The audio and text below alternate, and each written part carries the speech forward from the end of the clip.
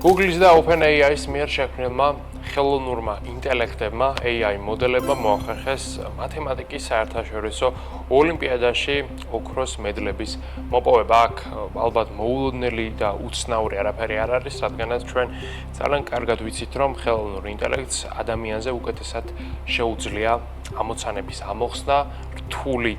ასე ვთქვათ, კალკულაციების ჩატარება, ისეთი მონაცემების დამუშავება და გამოთვლა, რომელსაც ერთი ადამიანი ალბათ წლებს ან საუკუნეებსაც კი მოახმარდა, მაგრამ ხელოვნურ ინტელექტს ამ მიმართულებით შეზღუდვები ფაქტობრივად არ აქვს. საერთო ჯამში ამ ოლიმპიადის ფარგლებში ამოხსნილი იქნა 6-დან 5 ამოცანა წარმატებით. ოღონდ აქ კონკრეტული პარამეტრების მიხედვით იქნა კალკულაციები ჩატარებული, რადგანაც თუ კი ესე უბრალოდ მივუშვებთ ხელოვნურ ინტელექტებს ამოცანებთან შესაჭიდებლად, მათ შეუძლიათ მილიონობით სხვადასხვა მეთოდი მოიფიქრონ პასუხის გამოსაყვანად, უბრალოდ ეს არ იყო ამ ოლიმპიადის ფარგლებში გათვალისწინებული და მაქსიმალურად ეცადნენ ორგანიზატორები იმას, რომ ხელოვნურ ინტელექტებს არ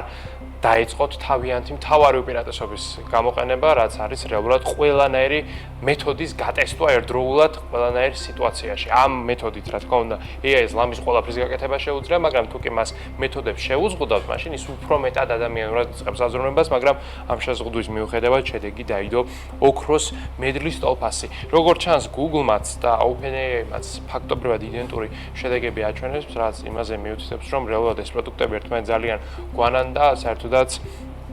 ინდუსტრიის სტანდარტი რაც არის, მას რომელიმე ზედმეტად ჩამორჩება, ან ზედმეტად ჯობრის შემდეგ უკვე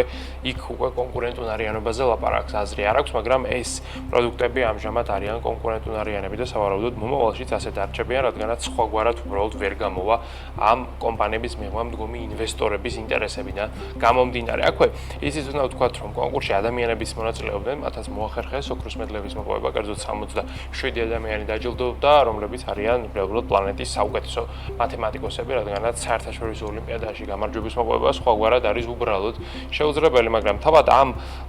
ასე ვთქვათ, შეჯიბრში AI-ის გამოჩენა ეს იყო სიახლე, ესეთი რამ აქამდე არ მოხდარა და ეს უფრო მეტად სატესტოდ დაუშვეს, უბრალოდ იმის გადასამოწმებლად, თუ მართლაც შეუძლიათ ხელოვნურ ინტელექტებს ადამიანებივით აზროვნება და მათ შორის ადამიანების დავალებების შესრულება და თუ კი ვხედავთ, რომ უკვე AI ოქროს მედლის მოპოვებას ახერხებს ასეთ რთულ, ასე ვთქვათ, სფეროში, მაშინ იქვე შეგვიძლია დანამდვილებით ვთქვათ, რომ 5-10 წელიწადში სავარაუდოდ უკვე AI აზრს დაუკარგავს ყველა მათემატიკოსს, ყველა ფიზიკოსს და ყველა იმ ადამიანს, რომელიც აქამდე იყო თავად გამოთვლით დაკავებული, რადგანაც როგორც უკვე არაერთხელ აღვნიშნეთ, ხელოვნურ ინტელექტს გამოთვლასთან მიმართებით არ აქვს შეზღუდვები, მას შეუძლია ფაქტობრივად მილიარდობით კალკულაციის ერთდროულად ჩატარება და რაც უფრო მეტად განვითარდება ფიზიკური ინფრასტრუქტურა, რომელსაც ეფუძნება AI მით უფრო მეტად გაიზრდება მისი გამოთვლითი შესაძლებლობები, რაც